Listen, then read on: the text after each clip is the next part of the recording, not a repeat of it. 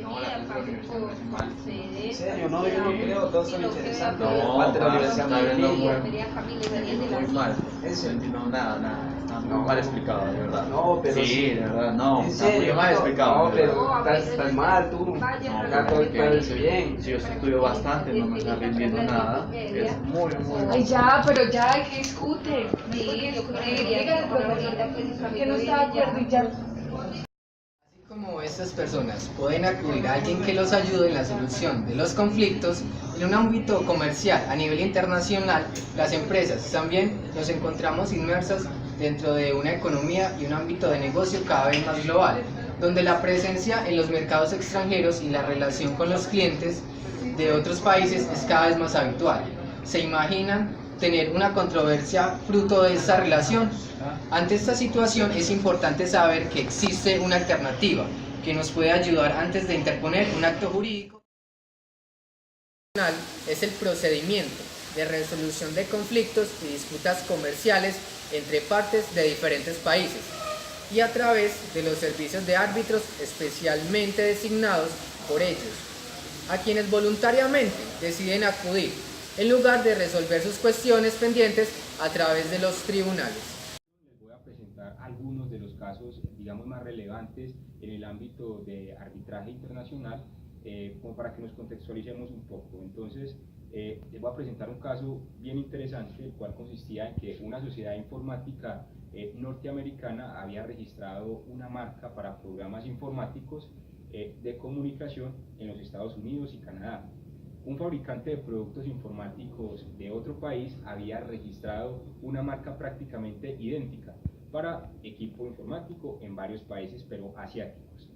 Ambas sociedades entablaron procedimientos judiciales en distintas jurisdicciones en relación con el registro y la utilización de sus marcas. Cada una de las sociedades puede impedir a la otra el registro y la utilización de su marca en las jurisdicciones en las que es titular de derechos anteriores, a fin de facilitar la utilización y el registro de sus marcas respectivas en todo el mundo. Las partes concertaron entonces un acuerdo de cotitularidad que contenía una cláusula de arbitraje en la Organización Mundial de la Propiedad Intelectual. Cuando la sociedad norteamericana intentó registrar su marca en China, su solicitud fue denegada debido al riesgo de confusión con la marca anterior de la que la otra era titular. Entonces la empresa norteamericana solicitó que la otra parte tomase unas medidas necesarias para que le permita su registro de su marca en un país asiático, y tras la negativa de la otra parte inició un procedimiento de arbitraje. Entonces, tras las propuestas formuladas por el centro, las partes nombraron como árbitro único a un abogado experto en propiedad intelectual. Ellos provisionaron que eso sería como la solución. Entonces, en un laudo provisional, el árbitro único hizo efectiva la solución propuesta por las partes, que preveía la concesión por el fabricante de hardware de una licencia en condiciones adecuadas para la compañía norteamericana, incluyendo una obligación de presentar informes periódicos a la otra parte. Hola amigos de YouTube, en el día de hoy junto con mis compañeros les queremos hablar sobre el arbitraje internacional en los contratos internacionales. Yo específicamente les voy a hablar sobre las cláusulas de arbitraje en los contratos internacionales. La cláusula de arbitraje es una alternativa a los tribunales de justicia para resolver las controversias en los contratos internacionales.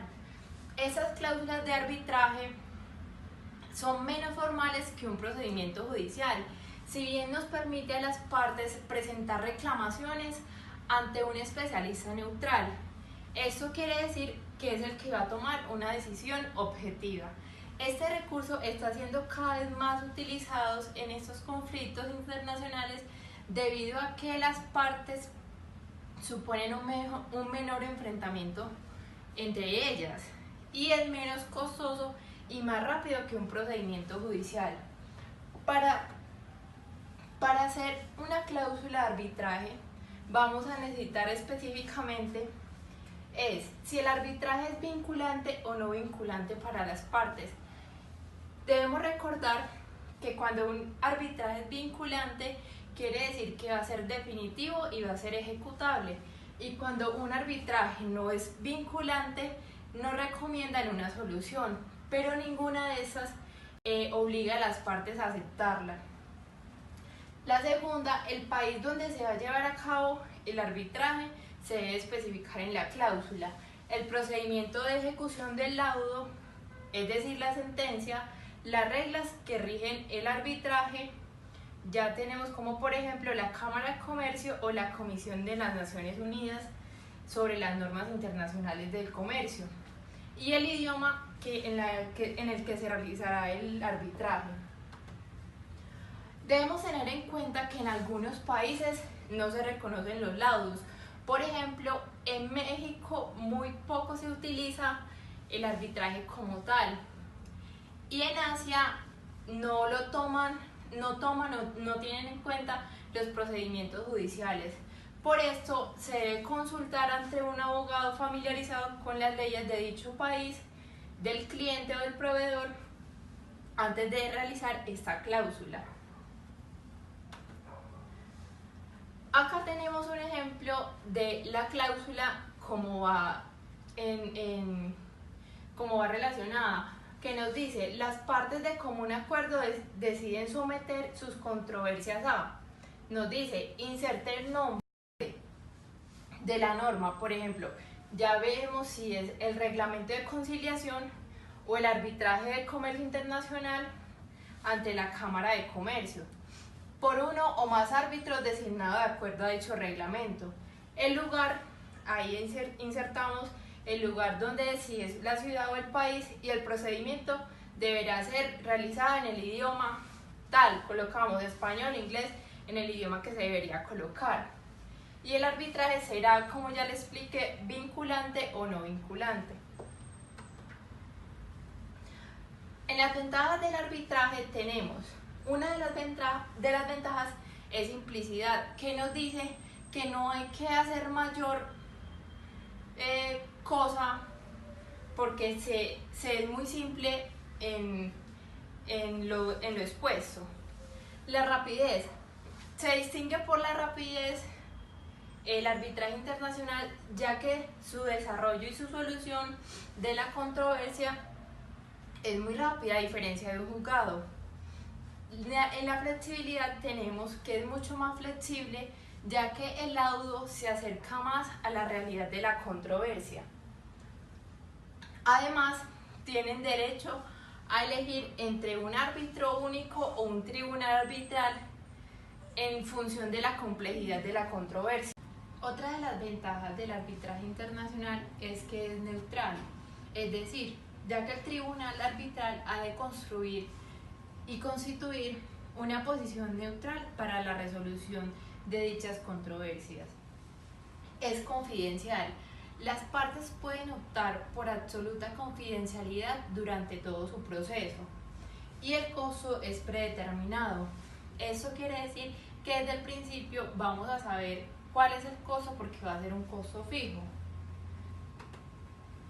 Ahora tenemos las desventajas del arbitraje internacional, que nos dicen: en las elecciones de los árbitros tenemos una desventaja, ya que en ocasiones no depende de las partes, sino de la institución por la cual se desarrolla dicho procedimiento arbitral. Tenemos también cuando el arbitraje es obligatorio y vinculante. ¿Por qué? Porque las partes renuncian a su derecho a acceder a tribunales y que un juez decida y tome su caso. También en algunos casos acuerdos de arbitraje, ya que las partes están obligadas a pagar a los árbitros, y eso añade un costo legal, lo que puede ser prohibitivo si una empresa si una de las partes es una empresa pequeña, y el coste de los letrados que actúan en el procedimiento, ya que pueden llegar a ser muy superiores a lo que devenga un proceso judicial. Bueno, amigos de YouTube, eso ha sido todo por hoy y espero que les haya gustado el video. Muchas gracias.